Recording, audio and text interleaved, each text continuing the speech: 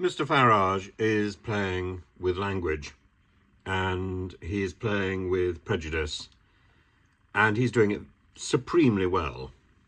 So the other day he said that Rishi Sunak didn't understand our culture, and the internet has been bombarded with similar statements. Quite a few of them have turned up in my YouTube feed, and some of them I've been able to deal with directly, some of them I haven't, some of them may have got by, I don't know. But I was appalled by the comments.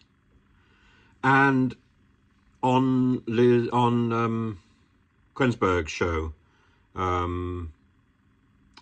he was asked about that, Laura Quensberg's show, and he said, well, no. You know, he said it was, people had said that Conservative ministers had said that this made them feel very uncomfortable, and Labour's Shabana Mahmood said that it was a dog whistle, and Farage tries to contextualise that by saying that Farage's culture is, I know what question you're leading at. 40% of our contribution in World War I and World War II came from the Commonwealth. He's absolutely right. Farage is very good at his military history. He is utterly disconnected by class, by privilege, from how the ordinary folk in this country feel. He revealed that, I think, spectacularly when he left Normandy earlier. Well, Mel Stride is right. It was deeply regrettable language. I think a similar sort of language was used by Laurence Fox. So we're getting a whiff of this. Laurence Fox offered £5,000 to those politicians who were prepared to promote culture. But when you look at what culture means leaving the ECHR and all those sort of right-wing tropes, those trays that tell us that we're belonging to the Tufty Street Brigade. So we're in a situation where the people who are using words are then redefining them in on their own terms. That's not conversation, that's not language. That's the appropriation of language by a cult. It's a cult. And we're in the cult of Farage, and I find it very disturbing. But of course that gives us another way it gives politicians another way to wriggle out of nasty situations by saying, well, the word doesn't mean that. The word culture is what I want to define it as, culture. We know perfectly well what the word culture means, Mr. Farage, and you managed to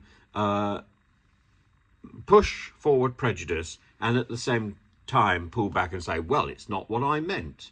There was a person in the music halls, the cheeky chappie, who did exactly this. He says, I know what you're thinking, madam. I know what you're thinking.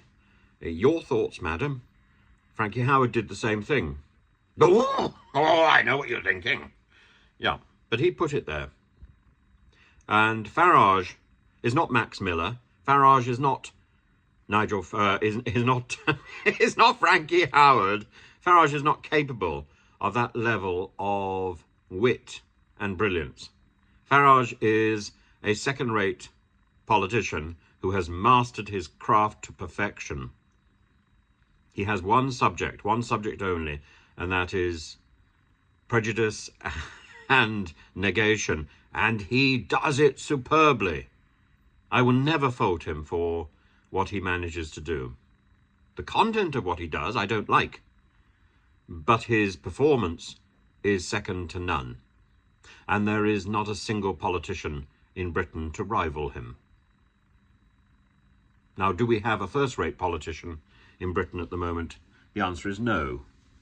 The answer is no. We have some second-rate politicians who are quite good. Stephen Flynn, Penny Mordaunt, Nigel Farage. I was going to say Keir Starmer, but I don't think he is. George George Galloway, definitely. Hilary Benn, certainly. Even Ted Miliband has his moments. David Cameron. But we don't have anybody who stands at the top of political oratory. We simply don't have them at the moment in this country. We have a lot of people who are very good at remembering slogans and repeating them. And they've got used to standing in front of the dispatch box and pontificating. But we don't have very many people who are really good at political speeches. And why? Because people have been saying in the last few days, this is no longer necessary. I beg to differ. And I will always give credit where credit is due when somebody is a good political performer. Farage is at the top of the second league, and he is at the top of it. Why is he only at the top of the second league and not at the top of the first league? Because he has limited experience and a limited range of subject matter. Now that can expand, that can get better. And if he put his mind to it, he would be at the very top and a formidable foe, or a worthy ally if you belong to his camp. And I don't think there's anybody to rival him. But in terms of what he was saying about Rishi Sunak, he was deliberately obtuse and deliberately provocative. And, well, that's your idea. You put the words there, madam. You put the words there, not me.